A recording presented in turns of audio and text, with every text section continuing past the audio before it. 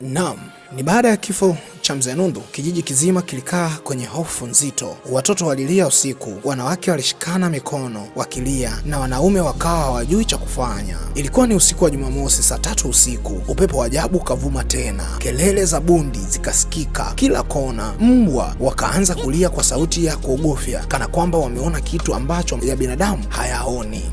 Kabla tujaendelea, ni sehemu ya 3 kabisa ya simulizi yetu. Langu jina naitwa Minister Simon, na kukumbusha tu kusubscribe channel yetu kama subscribe, lakini washa alama ya kengele ili uwe kwanza kupata kila matukio ambayo yanaendelea kwenye kipindi chetu cha simulizi za MS. Simulizi yetu ni kijiji cha wachawi, bado tunaendelea, ni sehemu ya 3.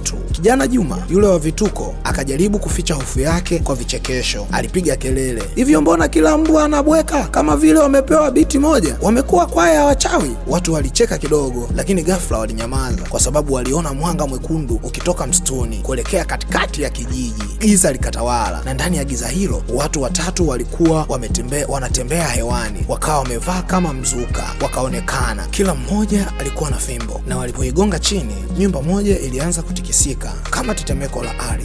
Wakazi wakapiga kelele, wakakimbia huku na huku. Nyumba ya kijana mdogo aitwaye Msa ikaanguka chini na kilio kikubwa kikapanda anga. Msa alipokimbia, kivuli kikamkamata shingoni na kujaribu kumburuza msituni. Mama Rehema aliposikia kilio alitoka mbio, mikono juu, akipiga kelele, kwa jina la Yesu, acha huyu mtoto. Ghafla upepo ukapiga na Msa akaachiliwa, lakini wachawi wakacheka kwa zihaka. Mmoja akasema kwa sauti nzito, Mama Rehema, wewe peke yako unatusumbua, lakini kumbuka, hatuwezi kumgusa mtu aliye salama ndani ya Kristo. Wale waoga, wale wavivu wa maombi, roho zao ni mali yetu. Mara ghafla kelele za kilio kikubwa zikasikika. Nyumba mbili zikateketea kwa moto usio wa kawaida. Moto haukuwaka kwa kuni, bali ulikuwa unawaka juu ya hewa, kana kwamba umetoka kuzimu. Kijana Juma akashangaa, akasema kwa hofu na kicheko kidogo, Mungu wangu, sasa hawa si wachawi tena, hawa ni wasanii wa faya wa shetani. Watu wakacheka huku wakilia kwa hofu. Mama Rehema akapiga magoti pale pale na kuanza kuomba kwa sauti, Yesu, wewe ndiye ngome yetu,